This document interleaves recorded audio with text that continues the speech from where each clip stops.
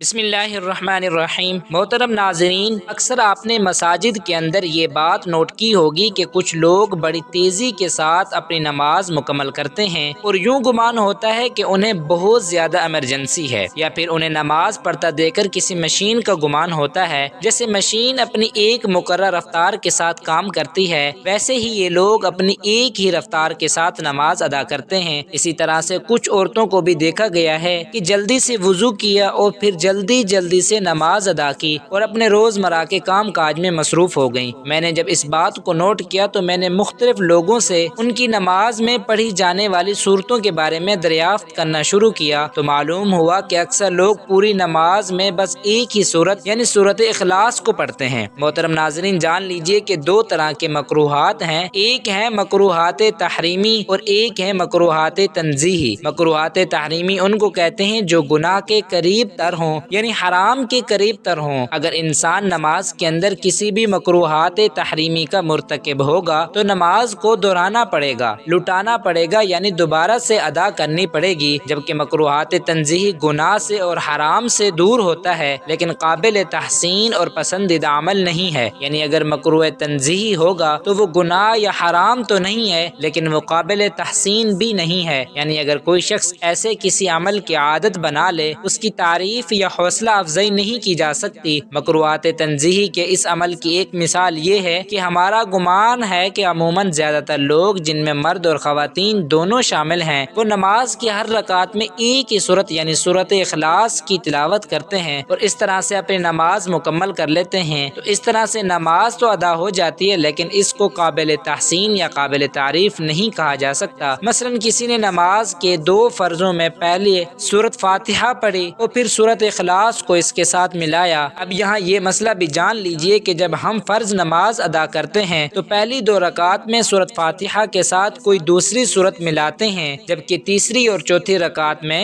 صرف سورۃ فاتحہ کی تلاوت ہی کی جاتی ہے۔ تو جب کوئی نمازی پہلی اور دوسری دونوں رکعات میں سورۃ فاتحہ کے ساتھ ایک ہی سورت ملا کر پڑھے گا تو یہ عمل مکروہ تنزیہی کہلاتا ہے، یعنی نماز تو ادا ہو جاتی ہے لیکن قابل تحسین نہیں ہے۔ علماء کرام یہ کہتے ہیں کہ جب نماز جیسا عمل کیا جائے تو اس کے اندر ہرگز کسی بھی قسم کے مکروہات کی کوئی گنجائش نہیں ہونی چاہیے، یعنی ایک ہی سورت کو ہر رکعت میں ریپیٹ نہیں کرنا چاہیے۔ اب یہاں پر یہ مسئلہ بھی جان لیجئے کہ فرض نماز کی پہلی اور دوسری رکعت کے اندر سورۃ فاتحہ کے بعد قرآن پاک کی کوئی بھی 3 آیات تلاوت کی جا سکتی ہیں۔ مثلا اگر آیات چھوٹی ہوں جیسا کہ سورہ کوثر، سورۃ اخلاص اور سورۃ العصر اور نصر کی کم آیات ہیں تو کم سے کم 3 یا پھر مکمل سورت کی تلاوت، اور اگر کوئی بڑی آیات ہوں جو ایک ہی آیات 3 کے برابر ہو تو پھر 1 آیات کی تلاوت کرنے سے بھی نماز ادا ہو جاتی ہے، یا پھر بڑی والی 2 آیات پڑھی جا سکتی ہیں۔ یہ فرض نماز کا مسئلہ ہے، لہٰذا اپنے گھر کی خواتین کو بھی یہ بات سمجھائیں کہ ہر رکعت میں سورۃ اخلاص نہیں پڑھنی بلکہ مختلف صورتیں بدل کر پڑھنی ہیں۔ اب آ جاتے ہیں نوافل کی جانب، تو ان میں تہجد کی نماز ہے، چاشت، اشراق اور اوابین ہیں، یا کوئی شکرانے کے نوافل کی منت مانی ہوئی ہے کہ میرا فلاں کام بخیر و عافیت ہو جائے تو اللہ تعالیٰ کی خوشنودی کی خاطر اتنے نوافل ادا کروں گا یا کروں گی۔ تو فرض نمازوں کے علاوہ جتنی بھی نمازیں ہیں ان کے تمام رکعتوں میں ایک ہی سورت پڑھ سکتے ہیں اور یہ عمل بلا کراہت ہے، یعنی اس میں کوئی کراہت و قباحت نہیں ہے۔ فرائض کے علاوہ دوسری نمازوں میں ایک ہی سورت ریپیٹ کرنے سے مکروہ کا کوئی اشکال نہیں ہے۔ تو مکروہ تنزیہی کا مسئلہ صرف اور صرف فرض نمازوں کے اندر ہے۔ تو یہ مسئلہ بہت چھوٹا سا اور باریک سا مسئلہ ہے کہ بعض اوقات لوگ کہتے ہیں کہ یہ میں نے کسی سے پوچھا تھا تو انہوں نے کہا تھا کہ ہر رکعت کے اندر آپ ایک ہی سورت پڑھ سکتے ہیں۔ تو جان لیجئے کہ بالکل آپ ہر رکعت کے اندر ایک ہی سورت پڑھ سکتے ہیں، لیکن فرض نمازوں کے علاوہ فرض نماز میں اگر آپ ایک ہی سورت کو بار بار پڑھتے ہیں تو یہ مکروہ تنزیہی عمل ہے، یعنی نماز تو ادا ہو جائے گی لیکن یہ عمل قابل تحسین اور پسندیدہ عمل نہیں ہے۔